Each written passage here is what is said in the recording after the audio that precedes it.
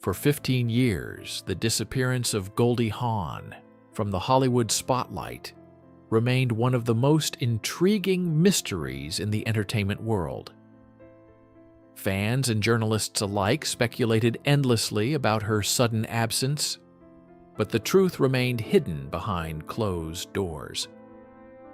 Then, on the Oscar stage this past March, Goldie revealed the reason with a simple yet profound 5-word confession. "I had to save my life." It was not a line from a movie nor a scripted moment. It was a real statement of survival, of reclaiming control in a world that often seemed determined to define her.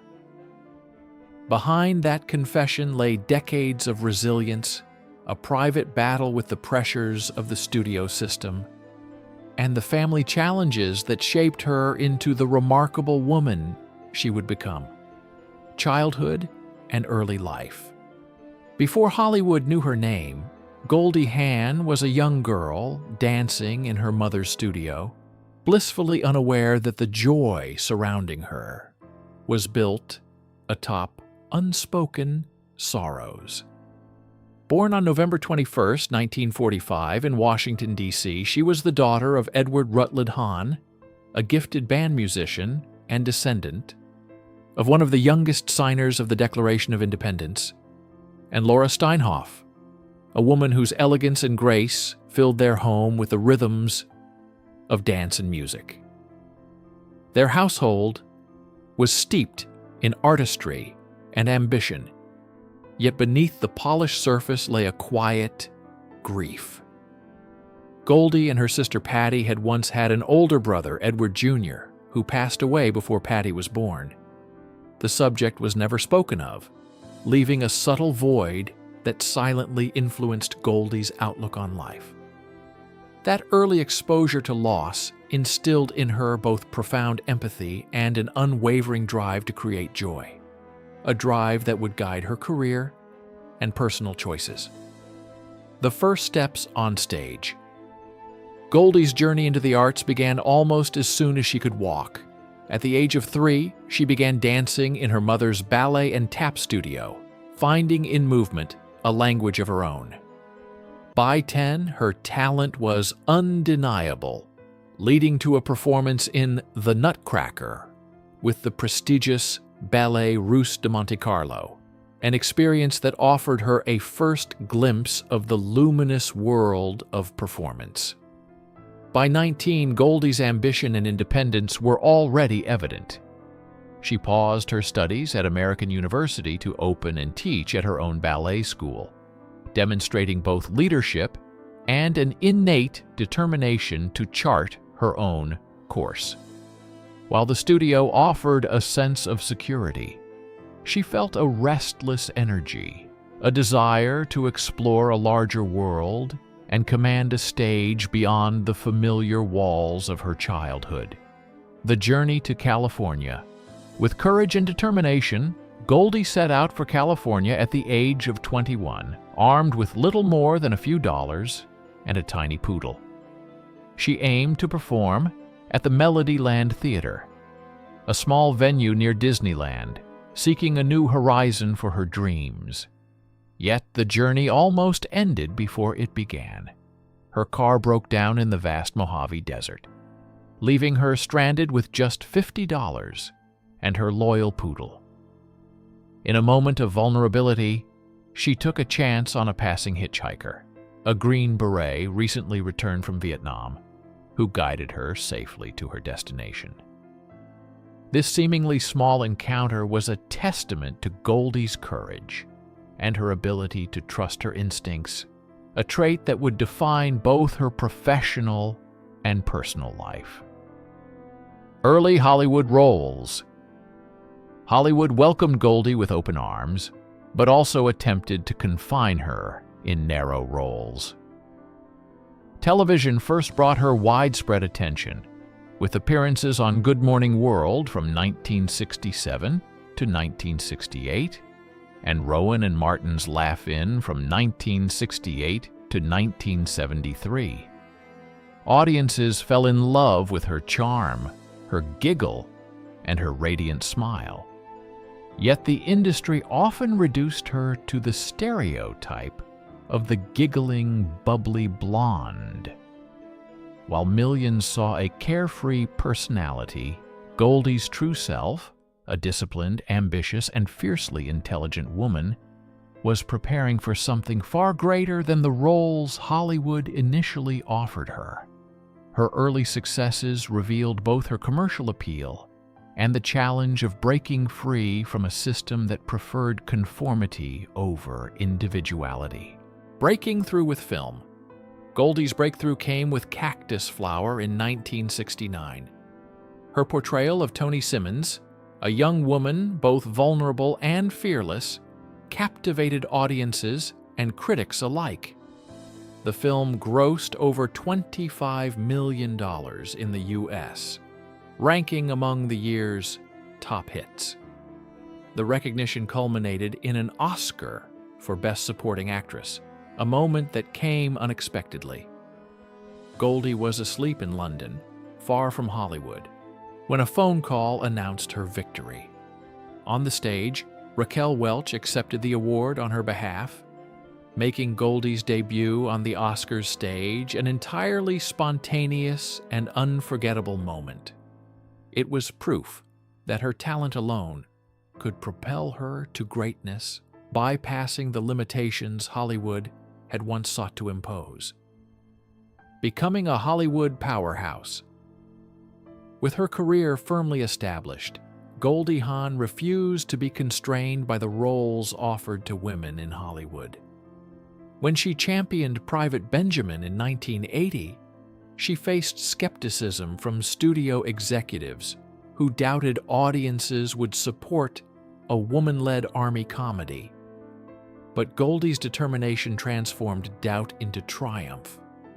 She took on the role of producer, guided the project through creative challenges, and ultimately turned it into a cultural phenomenon. Private Benjamin earned nearly $70 million at the box office, cementing her reputation as not just a talented actress, but a formidable force in Hollywood capable of shaping the stories she wanted to tell. Her mantra, "Don't tell me I can't, just watch me," embodied her approach to life and career, proving that courage and conviction could break even the most restrictive boundaries, establishing a legacy.